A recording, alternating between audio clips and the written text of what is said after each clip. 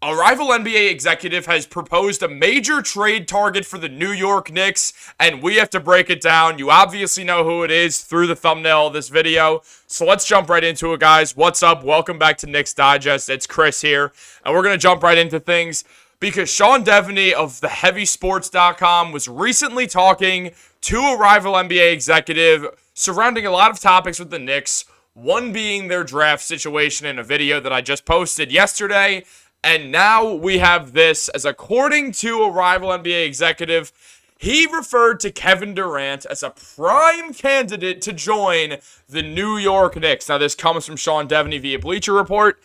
And after all these years of having this hate for Kevin Durant for joining the Warriors, even though that didn't affect us as the Knicks fans, to liking Kevin Durant because we thought he was going to go to the Knicks, to really hating Kevin Durant for going to the Nets, and then kind of feeling ambivalent once the Nets completely imploded and Durant and Irving went running for the hills. Obviously, things went great for Kyrie, who did play in his fourth NBA Finals. Officially now, it has begun. And then KD, obviously on its Suns team that Matt Ashiba has just built, thinking he's playing NBA 2K. Basically, everyone's the same player. It's an all-offense team with no defense whatsoever.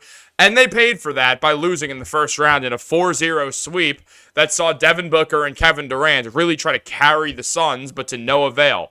Now, when you look at the Phoenix Suns, they're in a rough position. They traded away a lot of draft picks to Brooklyn so they could get the services of Kevin Durant for the final career arc.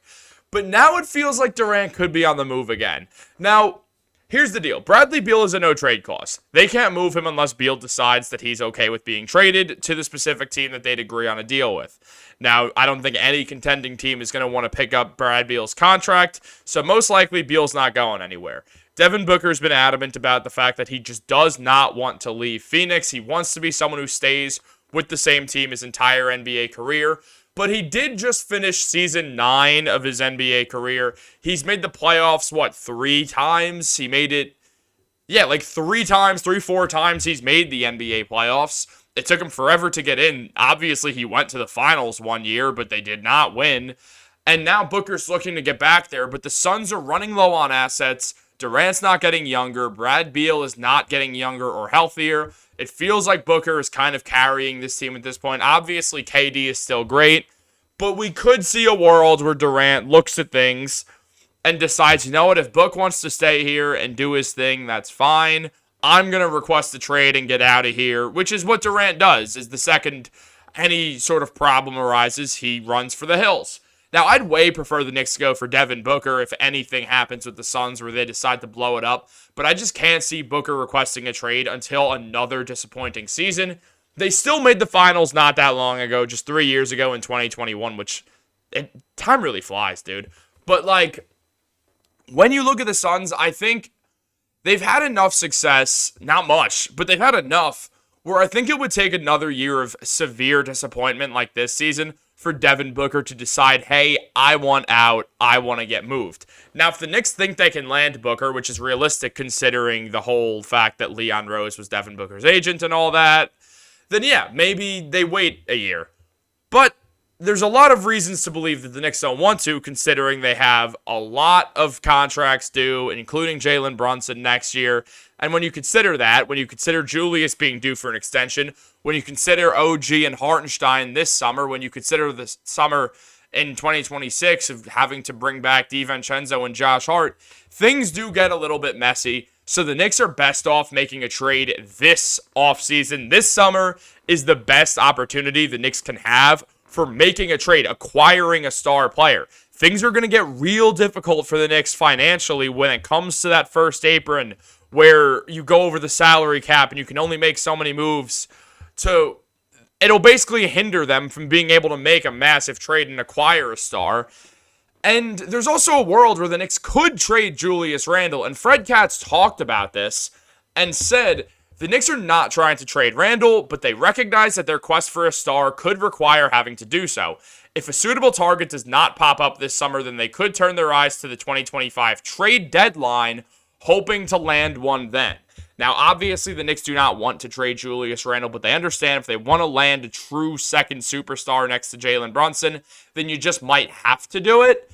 Now, he also highlights the 2025 NBA trade deadline before Brunson and Randle are due for contract extensions. So instead of having to go the route of dealing with the offseason in 2025 and all those financial issues, the Knicks would only wait around 6-7 months, and then they would go into trying to acquire a star at the deadline. The trade deadline has become a bigger and bigger thing each year as the NBA is moving way towards the NFL when it comes to non-guaranteed contracts and it being way more financially just incentivized to stay with your own team. You just get paid way more to stay with your own team or stay with the team that has your rights, and they obviously get flipped. If you get traded to somewhere, you still have their rights if you're the other team. So that makes things a little different. So basically now when we see NBA stars leave their teams, it's through trades. Like Kevin Durant getting traded a few years ago. Like Kyrie Irving getting traded a few years ago. Like whenever James Harden leaves, it's through a trade. Like the way of acquiring stars now is through trades. The Knicks know that. They're not really going to go that hard for Paul George in free agency because they know they don't have the money to do so. They'd have to agree to some sign and trade where then you can't even move multiple players in a sign and trade anymore. So it becomes virtually impossible to land him unless Paul George agrees to opt in and then the Knicks want to make a move for him. But I don't think he's going to do that because then he only is safe for 1 year unless the Knicks agree to giving him a contract extension after. Then the Knicks can flip Bojan Bogdanovic and Mitchell Robinson, the Obi Toppin trade exception, like 2 firsts, and then get Paul George. But that feels like a stretch. They're not going to sign LeBron in free agency. It's stuff like that. Free agency is not the way to really bolster your team that much anymore. There will be outliers, but usually it's going to come through trades. That's why the Knicks are targeting guys through trades. Now, we're going to do some more trade videos because there's a lot to come out. The live stream that I did yesterday was focused on Giannis, kind of, but more just on, like, general trades and that stuff. Then, as always, live streams kind of derail. But in a good way. They derailed in a good way. It was a fun one. Go watch if you guys didn't. But, when you look at it, Kevin Durant obviously could be a target for the Knicks, but you have to accept that you're moving Julius Randle for him, that you're really shortening your timeline, that you're banking on the health of Kevin Durant, something that has not been fruitful very often ever since he tore that Achilles. So there's a lot of things to maybe kind of worry about. And Kevin Durant did speak out on the Knicks and has given them their props. He was talking to Rich Kleinman, and essentially, when Rich Kleinman said, admit it, the Knicks are not, they're cool now, because Rich Kleinman is a longtime Knicks fan and Kevin Durant's manager, and he was pushing Kevin Durant to go to the Knicks, like KD's dad, Wayne Pratt, also pushing KD to go to the Knicks in 2019. And Durant spoke on his prior comments of saying the Knicks weren't cool, saying, at the time they weren't. The Knicks weren't cool, but they are a cool brand, like right now. They're popping the last few years. But before that, the brand was cool, but I was looking at the team, and the team was not cool to play for. The team was not cool to watch. They were 17-65. I might have embellished or lied a little bit about the brand. I might have thrown the brand in there too, but of course, the Knicks brand, like living in New York, made me truly realize how it's the greatest city in the world. I'm going to be shocked if Kevin Durant, after he retires, doesn't move to New York City. His office for his business, 35 Ventures, which is an investing firm, is still in New York. The man clearly grew to love New York in his time here. He said it's the greatest city in the world. He took back his statements on saying the Knicks aren't cool right now, except for the fact that they weren't cool to play for or watch because they were terrible. And you know what? I have thrown more shade at Kevin Durant than any person ever because I really don't like the move that he made to the Warriors. It's more so that one than the Nets one. I understand the Nets one. I don't. The Warriors one. It's. There's no way to get behind that outside of saying, well, he lived in Oklahoma and he moved to the Bay Area. After you live in Oklahoma for 10 years, you deserve to live in the Bay Area for a bit, which is a fair argument. But KD, he clearly likes New York. I think there's a world where if he saw a chance to go play for the Knicks and kind of get a level of redemption, I think he could take it. I mean, he gets the biggest fan base in basketball outside of the Lakers fans, maybe, to back him and say the Knicks win a championship with Kevin Durant. Obviously, it would be Brunson's team, but still, he'd be immortalized in New York. If he shows up, puts on number 35, and wins a ring in New York, his jersey goes in the rafters. Now, do I think this is going to happen? No. but it's a real option that I assume Kevin Durant is going to look at if he decides, hey, this Suns team, we're not winning anything. This roster is poorly constructed. I'm in Arizona when I could go live in New York City. I'm going to have to make some choices here. Now, obviously, even if he wants to go to the Knicks, doesn't mean he's going to. Matt Ashiba, the owner of the Suns, is hell-bent on creating a winner right now to protect Devin Booker from leaving.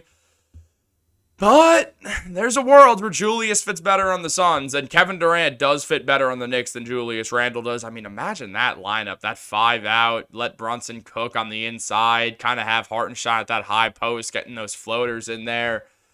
Let KD drive a little bit more, even though he doesn't do so that much anymore because he's older.